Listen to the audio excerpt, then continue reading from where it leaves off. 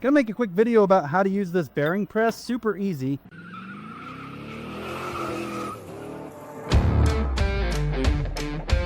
You can see I use mine pretty rough, and this washer is about on its last leg. You can get these thrust washers, you know, replacement parts, whatever, but at any rate, so we're gonna want the big nut here, a bolt, and then these are your receiver cups for pressing things out. And then this is the other side to press things in and out. I'm going to show you how to do it here on this Toyota Camry. I'm going to grab the receiver cup that's appropriately sized for this hub. And I want this receiver hub to go around the hub housing there, so when I push the bearing out, it's going to just suck up into this cup. And then I want one of these to cap it. Perfect. Okay. So you're going to find the size that's going to fit that. That'll work. And then slide your bolt with your thrust washer through. Then on this side, throw your receiver cup, thrust washer, and the big nut.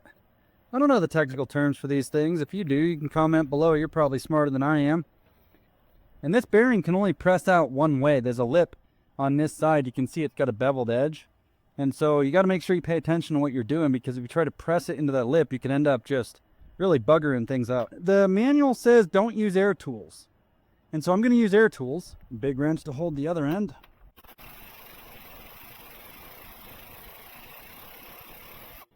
Till it's all the way out. And there you go. You check your race, make sure it's going to be okay for the next install. This one looks fine. And then disassemble your little press concoction here.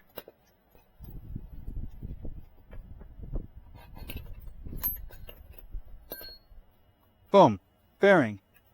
Clean out the inside here. Grab you some grease. Grease up the new one. Now installing a bearing, you want to find the size that's just about perfect for what's going to fit in that race. So that's a nice tight fit. And then you're going to go hold down into the bearing just like that, because that's going to kind of hold everything aligned while you get this set up.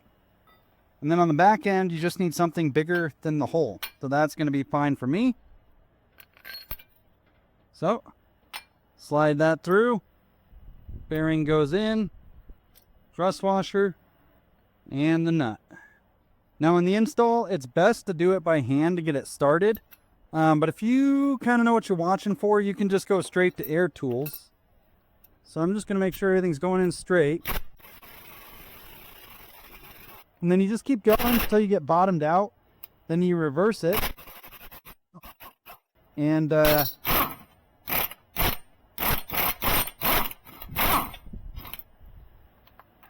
it in a nutshell for a press. And again, for me, I go through these washers a lot because I use air tools. And you're not supposed to use air tools. You know, to each their own.